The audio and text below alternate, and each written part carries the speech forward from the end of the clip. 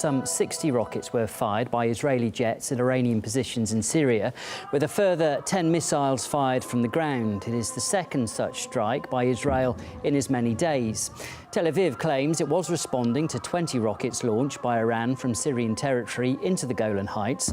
First rocket attack by the Israelis was launched right after Donald Trump announced his decision to withdraw from the Iran nuclear deal, which was reached back in 2015. In his latest statement, the US president blamed Iran for, quote, bedlam and death. We'll see how we do with Iran. Probably we won't do very well with them, but that's okay too. They've got to understand life, because I don't think they do understand life. If you look at what's happening in the Middle East with Syria, with Yemen, with all of the places they're involved, it's bedlam and death, and we can't allow that to happen. Another statement from Trump, and we're in for another treat. It's so juicy you can't help but savor it. Let's take it from the top. We'll see how we do with Iran. Probably we won't do very well with them, but that's okay too. Of course he probably won't do very well with Iran. He just reneged on a deal that let the country's economy breathe more freely for the first time in decades. And by a chain reaction, Trump probably won't get along with a bunch of other countries either. Yes, all those nations who decided to stay in the deal, reiterating their support for it. Did Trump see this coming, the rift with his own allies? Probably the answer doesn't matter that much. After all, the America First mantra got Trump elected. And if you don't get it, you're in for a life lesson. They've got to understand life, because I don't think they do understand life. Wikipedia has a whole article on American exceptionalism, and this tirade could very well add a section to it. We get it, Mr. Trump. You say understand life. We here understand how America wants it. And roll over and play. And here's why, according to Trump, everyone should be on board with his Iran decision. If you look at what's happening in the Middle East with Syria, with Yemen, with all of the places they're involved, it's bedlam and death, and we can't allow that to happen. What a set of arguments. Apparently, it's okay to support Saudi Arabia in their bombings of Yemen, a deadly campaign that resulted in the world's worst man-made humanitarian crisis. All courtesy of American weapons, American logistical support, and American intelligence. And with Syria, I must have missed the moment when Iran joined the US in sending money and weapons to jihadist armed groups seeking regime change. Trump has laid out a list of demands to Iran. Most notably, he called on Tehran to drop the, quote, quest to destroy Israel, an explicit indicator of who Trump's trying to court here. And this is how Iran feels about Trump's move.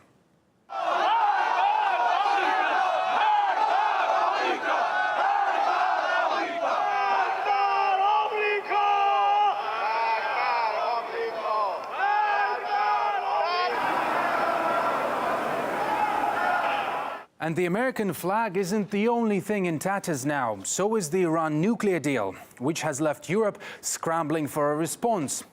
One thing is clear, though. They won't be taking a leaf out of Donald's out of the deal. OK, well, let's discuss the issue now with Joshua Landis. He's director of the Centre of Middle East Studies at the University of Oklahoma, and he's with us now. Joshua, good afternoon. Let's just start with those comments from Trump blaming Iran for havoc in the Middle East. Trump's critics say that's actually a bit rich. What do you make of it? Well, I think your introduction laid it out. There's two sides to this. The United States is lined up with the Sunni powers, Saudi Arabia, and, of course, Israel, against largely Shiite-backed Shiites of the Middle East, whether it's Iran, Hezbollah in Lebanon, Assad in Syria, the Houthis. So we've got a classic wrangle over control of the Persian Gulf. America wants to dominate the oil routes. Iran is trying to push America back. And this has left a big open space, of course, for Russia, which has been able to side with Iran and the Shiites against the American-backed Sunni powers. And it's opened the door for Russia to make a very important comeback in the Middle East. And we see the Middle East very divided today. In the north, Russia and Iran are supreme. Syria, Lebanon, Iran, even Turkey has turned towards Russia because it cannot ignore the realities. In the south, though, the United States is still supreme. Saudi Arabia, the Gulf, Egypt, North Africa. So that's the new power disposition. And of course, President Trump, who has many pro-Israeli backers who've given him millions of dollars for his campaign, he is playing to the money, and he's playing to a world which is black and white. That's his preferred way of seeing things, and I think that's what's happening here. So what's the next development then, Joshua? If everybody's vying for position in the Middle East, I mean, are you expecting greater tension then in Syria and an escalation of the war there? You know, I don't believe there'll be a real escalation. I think the power between Israel and Syria is so skewed in Israel's favor that there really is very little that Syria or Iran can do in Syria to hurt Israel. We just have seen over the last few months a number of attempts by Israel and Iran, by Syria and Iran to change the balance of power slightly in their favor, shooting down an Israeli drone, for example. But Israel has proven that it dominates the skies. It dominates technology. It can destroy most anything it wants to in Syria, and it has done it. And that's what we've seen recently here is a 1-2 punch. Yes, Joshua, sorry to interrupt, but it continues to say it sees Iran as a threat, doesn't it, in Syria? I mean, it is obviously concerned by Iran's involvement in Syria, and we've just seen over the last few hours too a number of rockets, considerable number, targeting Iranian positions in Syria too. Israel isn't holding back. I mean, the fear amongst many is that this could go a stage further too.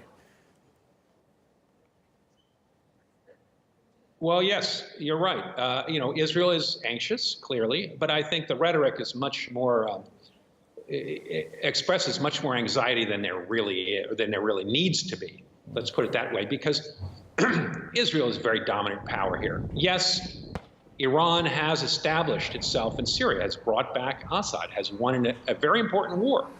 And I think that Iran sees its role as consolidating its control over Syria. That is not good for Israel in the long run.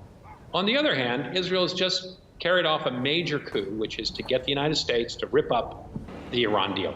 That's going to make Iran poorer. It's going to make it much more difficult for all countries to have banking relations and to invest in Iran. They'll probably go ahead and find ways around it, but it will dampen the ardor for investing in Iran. It'll make Iranians poorer. That's good for Israel. It's good for Saudi Arabia. As long as Iran is poor, from their perspective, it can't fight wars and supply its allies in the Middle East with as much money. And for them, that's a win. And I think that Israel is cherishing that win today. It's given this 1-2 punch. It's shown that it can bomb anything it wants to. Yes, Iran has responded with 10 missiles, which didn't hit very much. Israel has said, if we feel a little bit of rain, we are going to have a thunderstorm in Syria. So Israel is carrying out its traditional policy of 1 eye for 10 eyes. And it's taking its 10 eyes today, and it's going to hurt. Joshua, very interesting. Good to talk to you. We have to leave it there. That was Joshua Landis, Director at the Centre of Middle East Studies at the University of Oklahoma. Thanks very much. Pleasure.